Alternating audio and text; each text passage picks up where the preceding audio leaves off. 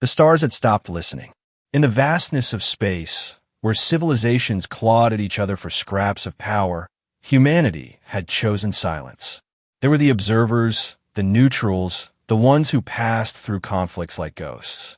The Covenant Poltar painted the void with their wars, Varnak against Delkar, each claiming righteousness while spinning planetary systems into dust. The Galactic Council danced its familiar waltz of diplomacy, forever promising resolution while blood dried in vacuum. Marshal Schneider stood before the observation deck of the Human Director Command, watching stars flicker like dying candles. His reflection stared back, weathered by responsibility, eyes hollow from witnessing too many civilizations tearing themselves apart. "Report," he commanded, voice steady as the void itself. Commander Helena Arrhenius approached, her footsteps precise on the metal deck. "The Diplomatic Corps have filed their 9th complaint this month. The Council continues to ignore our petitions for protected neutral status." She paused, checking her datapad. "We've received 26 civilian merchant vessels in the past week alone, all seeking safe passage through our space." "Granted, as per protocol," Schneider responded. "We maintain our neutrality at all costs." "Sir," Major Darius Hagen interrupted, entering the chamber with Lieutenant Victor Perun trailing behind. "We've intercepted intelligence suggesting the Delkar-Varnak conflict is escalating near the Valora system. Our civilian transport convoy was scheduled to pass through that sector." Schneider nodded slowly. The Valora incident. 3 years ago, a human science vessel had stumbled into a similar conflict zone. 27 souls lost, turned to atoms between two squabbling powers.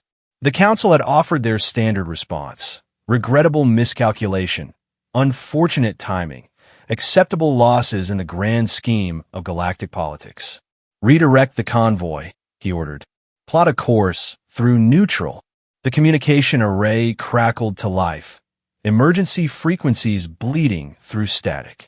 Perun's fingers flew across the control panel, face growing pale in the monitor's glow. "Sir," he whispered, "emergency beacon from the civilian transport meridian. They're broadcasting a distress signal." On screen, the holographic display flickered, resolving into chaos. The meridian, a simple civilian freighter marked with every known symbol of neutrality, tumbled through space.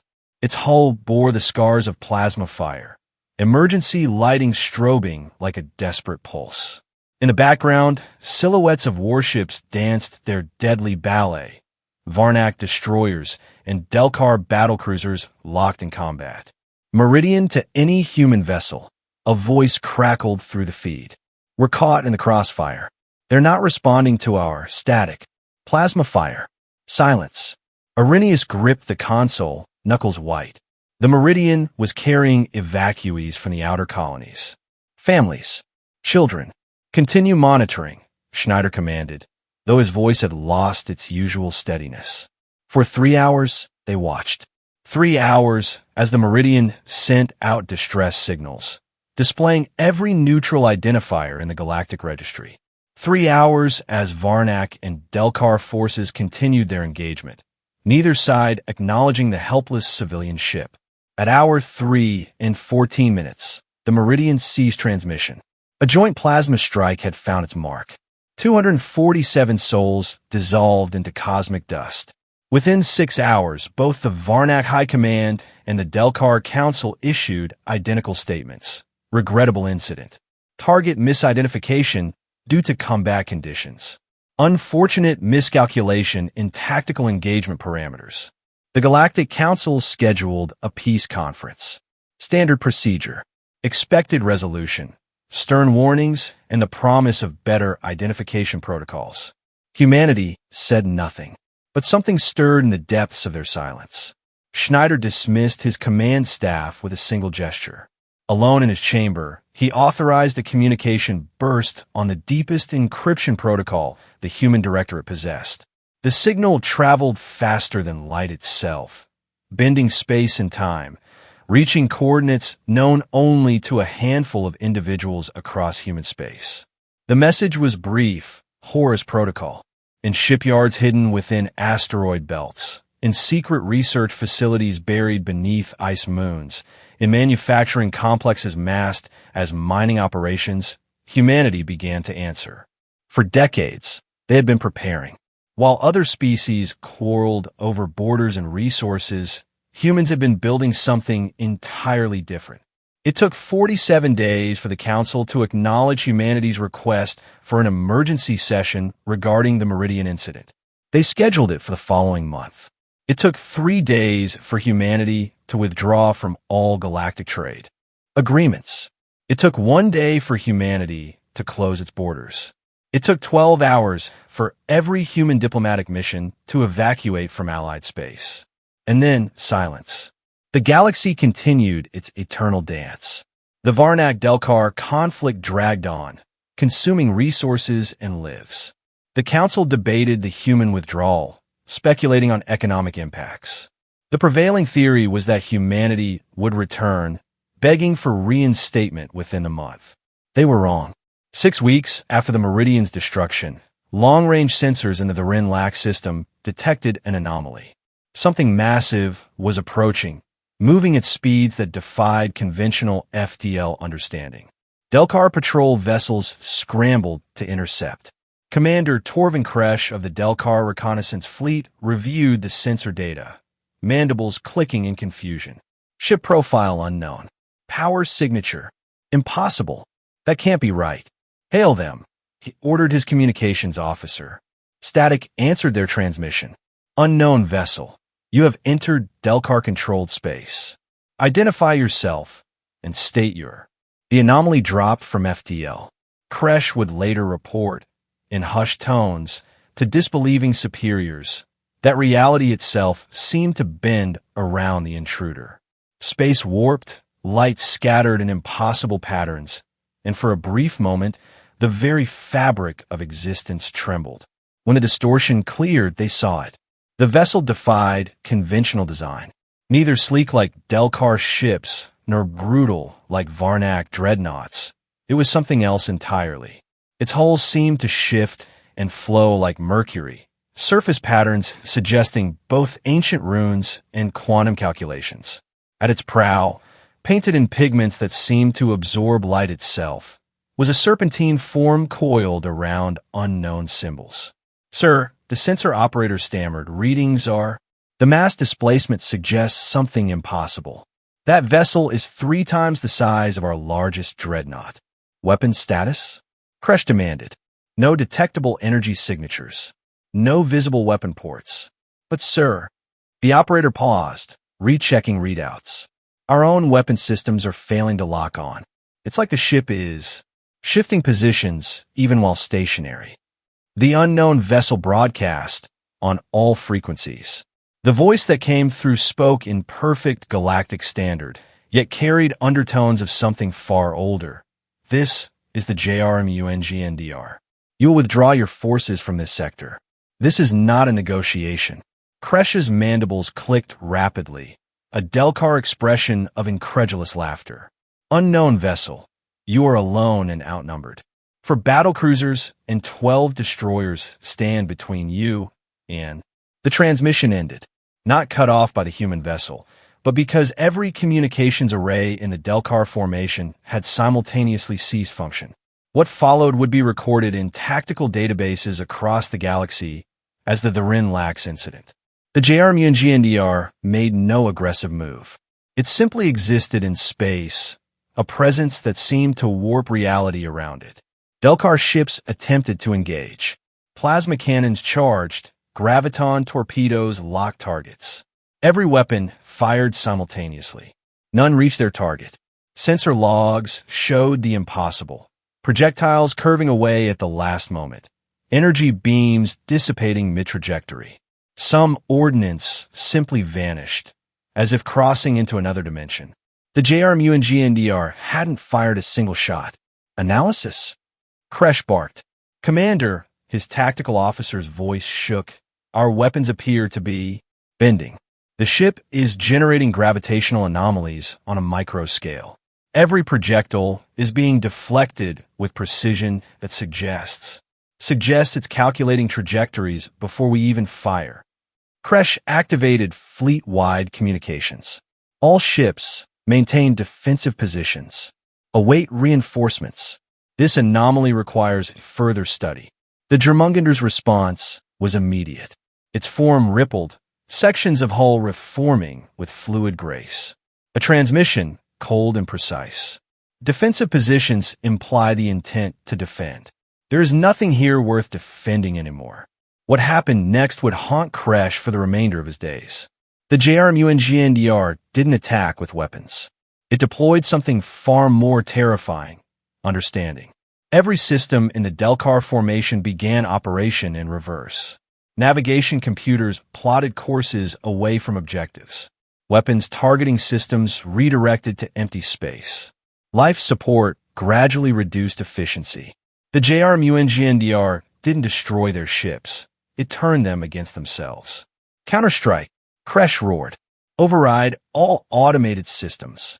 Manual control only. But the phenomenon had already spread beyond their ships. The orbital defense platforms of the Renlax began powering down. Communications relays between Delcar territories started misrouting data. Even the quantum entanglement links used for FTL communication showed signs of degradation.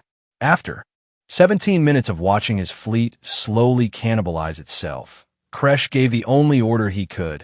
All ships, retreat. Fall back to defensive positions around the Ren Prime. As his battered formation limped away, the Jörmungandr remained motionless. A final transmission followed them. The first lesson has been delivered. There will be no second chances. News of the Renlax incident spread through the galaxy like radiation from a stellar detonation. The Varnak immediately dispatched their Grand Admiral Cathis to assess the situation. The council called for an emergency session. Every major power demanded explanations from the Human Directorate.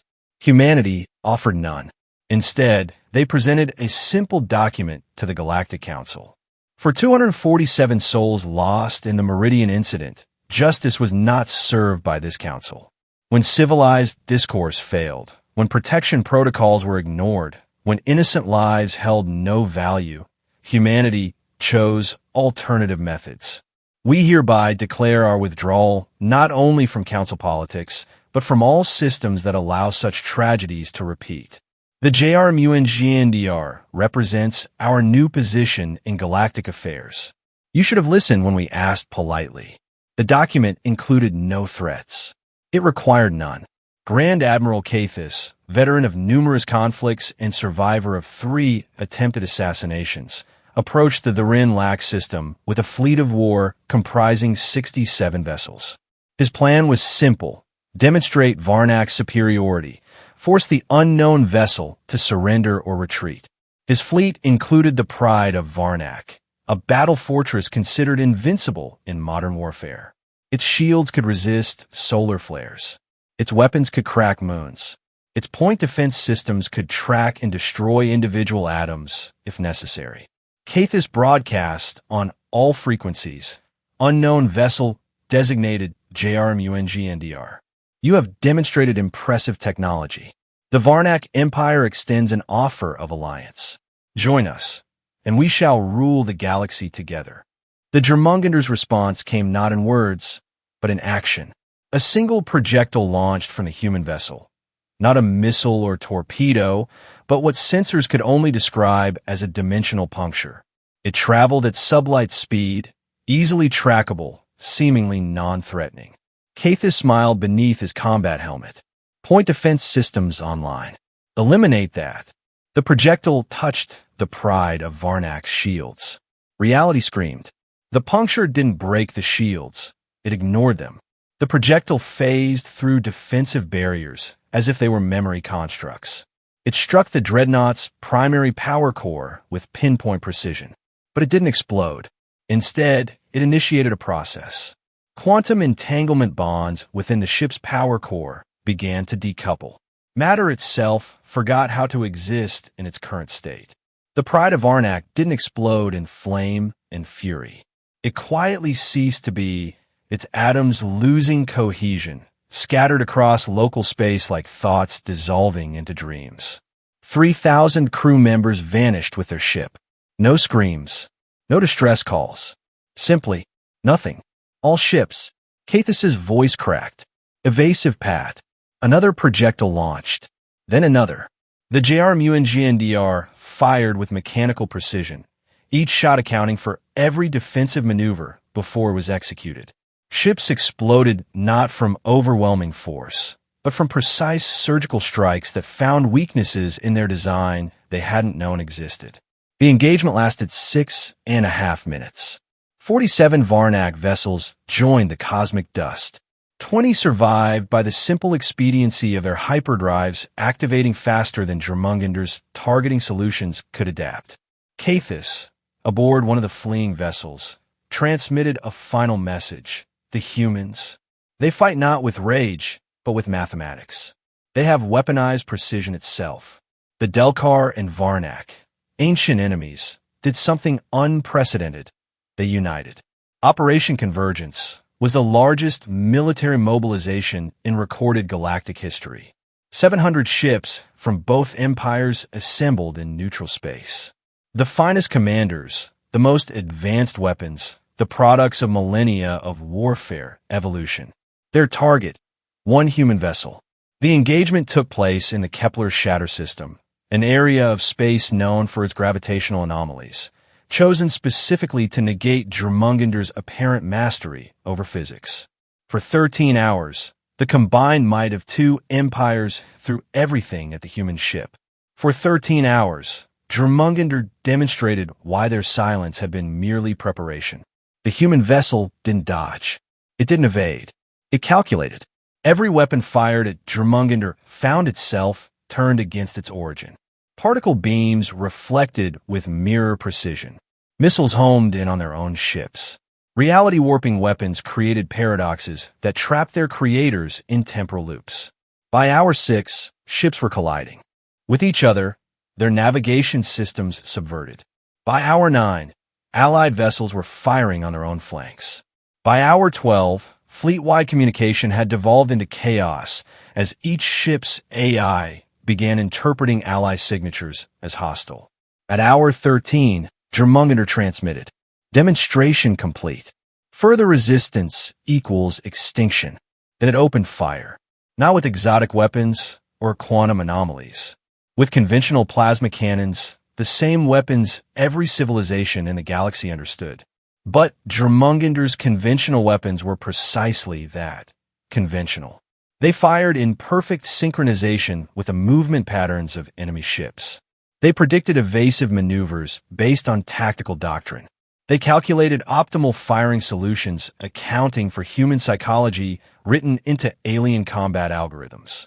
The Delcar Varnak fleet lasted another 47 minutes. Survivors would report the most disturbing aspect wasn't the destruction, but the accuracy. JÖRMUNGANDR didn't miss. Every shot found its mark.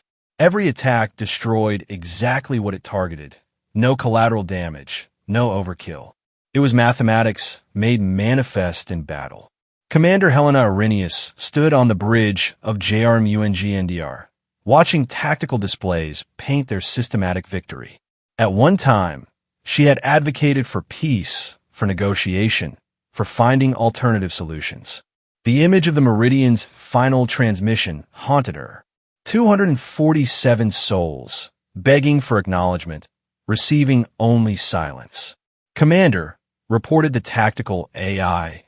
Enemy forces at 14% combat effectiveness.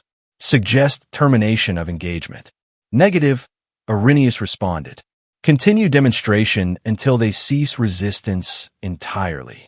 Marshal Schneider entered the bridge, his expression unreadable. Commander, status report. Operation proceeding as calculated, sir. Estimated time to complete neutralization, 23 minutes. Schneider nodded slowly. Do you remember the peace conference the Council scheduled after the Meridian incident? They canceled it when we withdrew from galactic affairs, sir. They scheduled it 3 months out. 3 months to discuss 247 deaths. They calculate the value of human life in quarterly meetings. Arrhenius turned to face him. And now we calculate their defeat in minutes. No, Schneider corrected. We calculated their defeat decades ago. We simply waited for the galaxy to force our hand. The bridge fell silent as another wave of Delcar ships attempted a desperate kamikaze run. JÖRMUNGANDR's point defense turned them to vapor with clinical efficiency. Major Darius Hagen monitored engineering reports, cross-referencing with Lieutenant Victor Peruin's electronic warfare dashboard. Both had lost family on the Meridian. Both had requested assignment to JÖRMUNGANDR specifically. Sir, Hagen reported, quantum processors operating at 3% capacity. The ship's barely trying. Maintain current engagement parameters, Schneider ordered. When they ask for mercy, ignore them. When they plead for negotiation, ignore them. When they broadcast on civilian frequencies seeking ceasefire, ignore them. As they ignored the Meridian, Arrhenius finished. Precisely. The last Delcar battlecruiser attempted to flee. JÖRMUNGANDR's weapons reached across the void with mechanical certainty. The ship's shields flared, died, and plasma fire carved through its hull with surgical precision. Silence reclaimed the battlefield. Space filled with debris that had once been a mighty fleet. Escape pods dotted the vacuum like scattered stars. JÖRMUNGANDR made no move to destroy them. Life ships capable of sustaining their occupants for weeks began the long journey to the nearest stations. Fleet-wide transmission incoming, Peruin announced.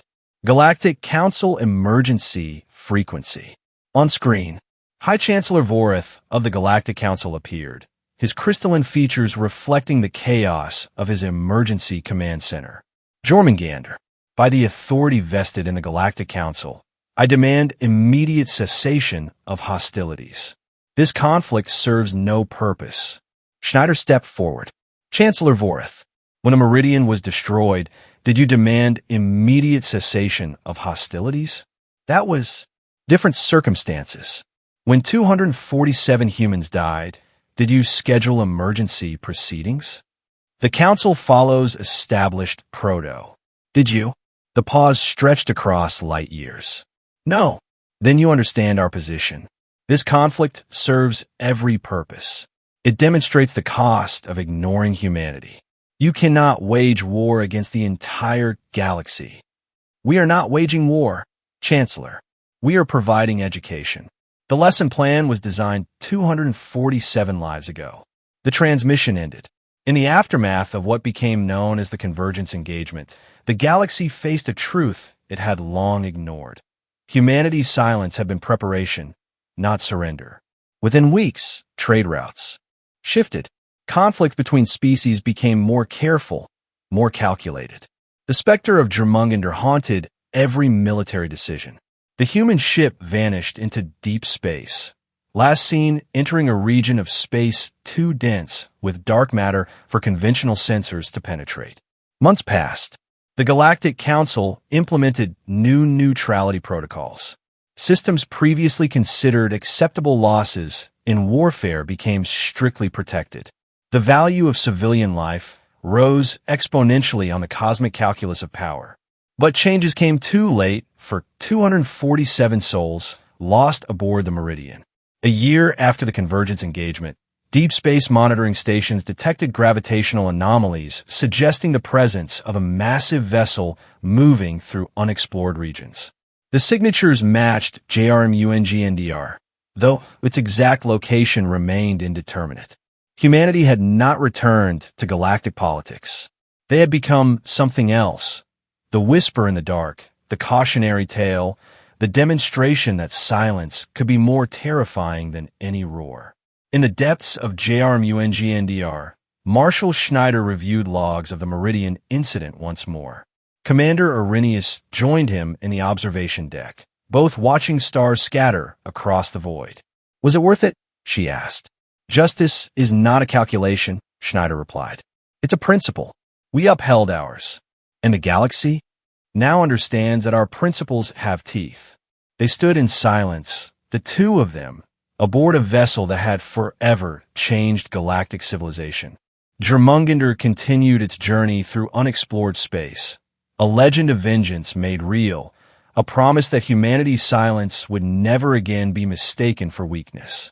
In war colleges across the galaxy, new doctrine emerged. Never ignore the quiet ones. They're not always what they seem. Study the phenomenon called human silence, the period between insult and retribution where entire fleets are built in shadows. The serpent's lesson had been learned. Somewhere in the vast reaches of space, JÖRMUNGANDR continued its eternal watch. Not as conqueror, not as destroyer, but as reminder that silence could be the most devastating weapon in the cosmic arsenal when wielded by those who had mastered its use. The galaxy had fallen silent at the sight of one human ship. Now that silence belonged to humanity, and they guarded it carefully, knowing that respect was a currency best established through overwhelming demonstration. And in the quiet spaces between stars, the name JÖRMUNGANDR became both warning and protection. For now, the galaxy knew that humanity's true power had never been their technology, but their patience in preparing to use it.